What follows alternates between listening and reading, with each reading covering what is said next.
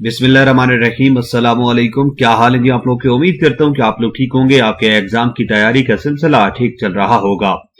आज हम लोग एवरीडे साइंस के हवाले से कुछ चीजें डिस्कस करेंगे। इससे पहले भी एवरीडे साइंस के हवाले से कुछ टॉपिक मैंने आपके साथ डिस्कस किए हैं, जिनमें फर्टिलाइजर है, पेस्टिसाइड है, सिरामिक्स है और दीगर जो मॉडर्न मटेरियल्स के हवाले से हमारे टॉपिक्स है वो हमने डिस्कस किए हैं। तो आज हम बात करेंगे ग्लोबल पोजीशनिंग सिस्टम के हवाले से, यानी जिसको उर्फ आम में हम जीपीएस के नाम से जानते हैं। और जीपीएस से आप सब वाकिफ भी हैं, लेकिन थोड़ी सी बेसिक्स को हम आज डिस्कस करेंगे, क्योंकि इस हवाले से अक्सर सवाल आता है कि right a note on GPS system और what is GPS system, what are the applications of GPS system, GPS system के एप्लीकेशंस क्या हैं, ग्लोबल पोजीशनिंग सिस्टम है क्या। तो इस हवाले से चीजें आज के इस लेक्चर में हम डिस्कस करेंगे। इंशाल्लाह ये लेक्चर आपके लिए मुफीद साबित होगा। तो शुरू करते हैं आज का लेक्चर। सबसे पहले हम बात करेंगे ग्लोबल पोजीशनिंग सिस्टम की।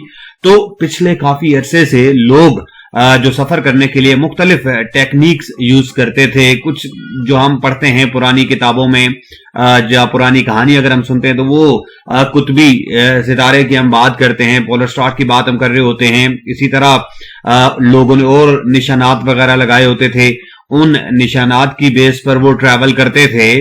तो इन सब का खात्मा कर दिया किसने? ग्लोबल पोजीशनिंग सिस्टम ने आकर, ठीक है ना। The discovery of global positioning system made people no longer have to rely on these traditional positioning techniques to find their way around। तो जब से जीपीएस सिस्टम आया है तो जो पुराने हमारे रिवायती तरीके थे रास्ते तलाश करने के, तो वो खत्म हो गए, ठीक है जी।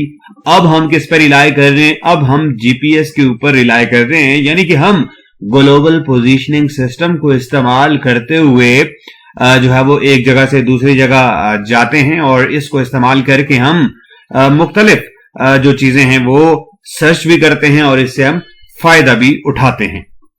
Global positioning system, the global positioning system GPS is a navigation system that allows land, sea and airborne users to determine their exact location, velocity and time 24 hours a day in all weather condition from anywhere in the world।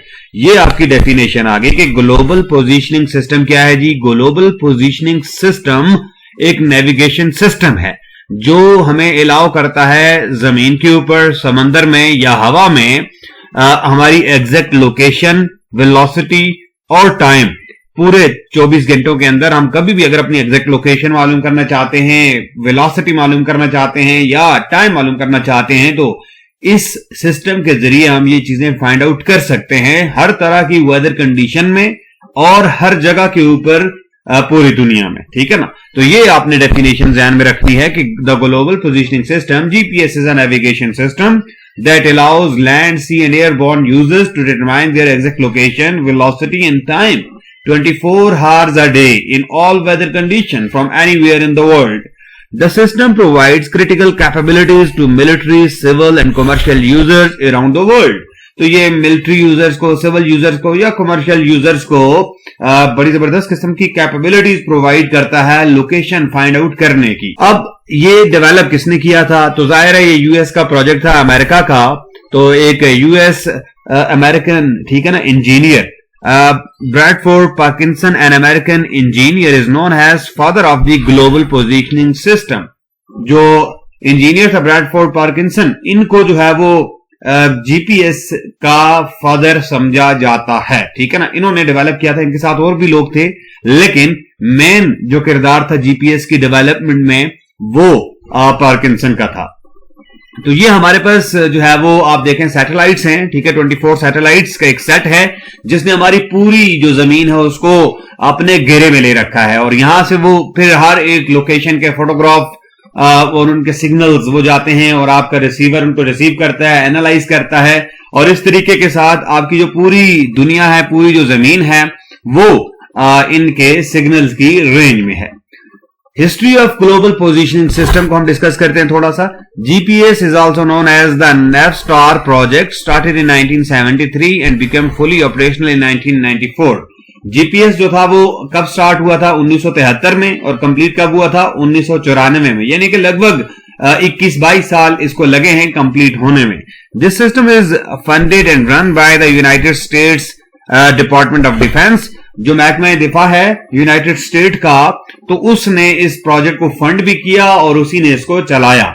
Originally this system was intended for military purposes only but was made available to public use on completion of the project। पहले इब्तिदा में इसको सिर्फ जो है वो military के purpose के लिए, फौजी मकासद के लिए जो है वो तैयार किया गया, लेकिन बाद में जब ये प्रोजेक्ट कंप्लीट हो गया तो फिर इसको पब्लिक के लिए भी ओपन कर दिया गया। अब ये पब्लिक के लिए ओपन है और हम में से हर बंदा जो है वो इसको यूज कर सकता है। किसी दुनिया के किसी भी कोने की इंफॉर्मेशन अगर आपने लेनी हो तो जीपीएस सिस्टम के जरिए आप ले सकते हैं, आप इसको यूज कर सकते हैं। तो अब ये पब्लिक के लिए अवेलेबल है।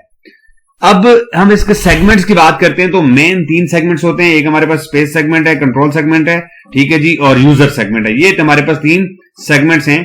हम जाते हैं जी, सबसे पहले स्पेस सेगमेंट से ही हम स्टार्ट करते हैं कि स्पेस सेगमेंट क्या है जी। GPS consist of network of 24 active satellites located nearly 20,000 kilometre above the earth surface.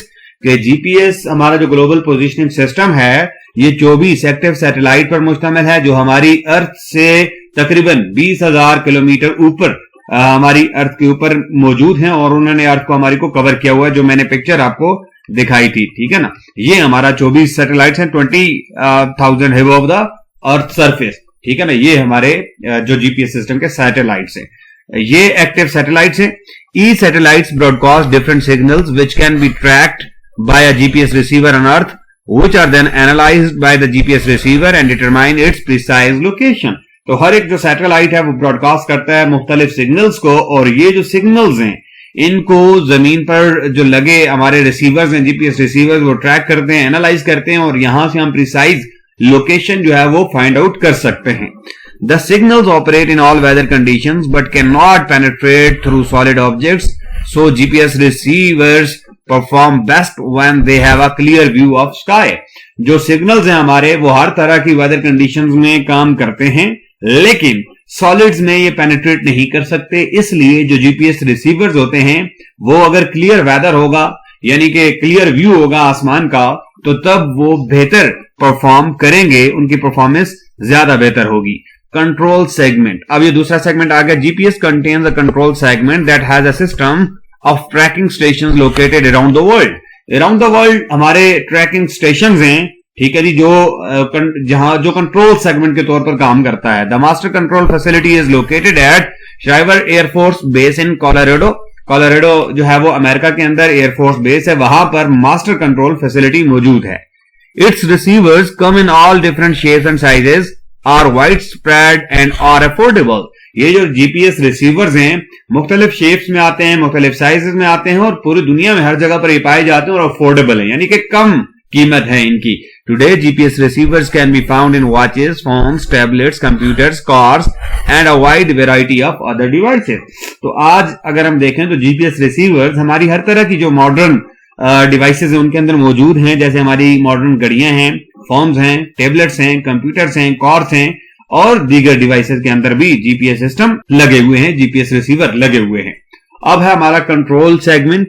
This segment consist of, वही कंट्रोल सेगमेंट की हम बात कर रहे हैं, master control station and alternate master control station, 6 dedicated monitor stations, 4 dedicated ground stations. ये control segment के हिस्से हैं। अब है हमारा user segment. The GPS user segment has a user segment and GPS receiver. These receivers transform signals into velocity, position and time estimates। ये receiver क्या करते हैं, ये यूजर सेगमेंट रिसीवर जो हैं ये ट्रांसफॉर्म करते हैं सिग्नल्स को वेलोसिटी में, पोजीशन में और टाइम एस्टिमेट में।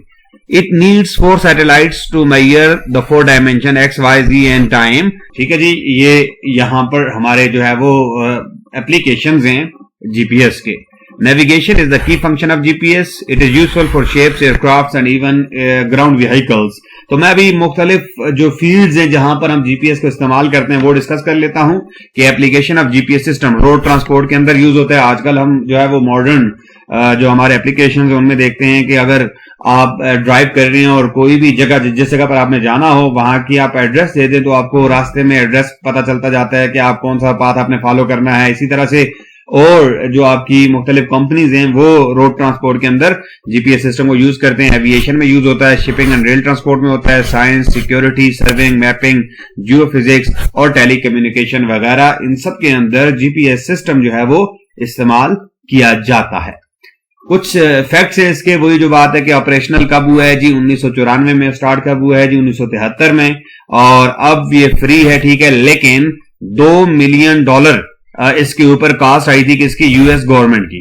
जीपीएस रिसीवर जो है वो डिटरमाइन कर सकते हैं आपकी पोजीशन को कहीं पर भी दुनिया में, और इनमें जो है अगर आप समंदर में हैं तो भी आपकी लोकेशन जो है वो ट्रेस हो सकती है, आपकी लोकेशन फाइंड आउट हो सकती है। और normal GPS satellite travel nearly 14,000 kilometre पर हार। एक नॉर्मल जो जीपीएस सैटेलाइट है वो 14,000 किलोमीटर पर हार ट्रैवल करता है। These signals can travel through most of the plastics but can not pass through would and concrete. ये जो सिग्नल्स हैं ये प्लास्टिक में से तो पेनिट्रेट कर सकते हैं, लेकिन इनके जो सिग्नल्स हैं वुड में से और कंक्रीट में से पास नहीं होते। तो ये कुछ हमने चीजें जो है वो डिस्कस की है जीपीएस सिस्टम के हवाले से। हमने जीपीएस सिस्टम की डेफिनेशन की, हमने जीपीएस सिस्टम की हिस्ट्री के बारे में बात की, हमने जीपीएस सिस्टम इटसेल्फ किन सेगमेंट्स पर मुश्तमिल है वो और इसके एप्लीकेशंस के हवाले से बात की हमने। फिर भी अगर आपको कोई मसला होता है, कोई परेशानी होती है तो आप हमारे साथ शेयर कर सकते हैं। इंशाल्लाह हम कोशिश करेंगे कि आपके जो मसले हैं उनको हल किया जाए। इंशाल्लाह तैयारी का ये जो सिलसिला है हमारे साथ आपका बेहतर तौर पर जारी रहेगा। Thank you very much.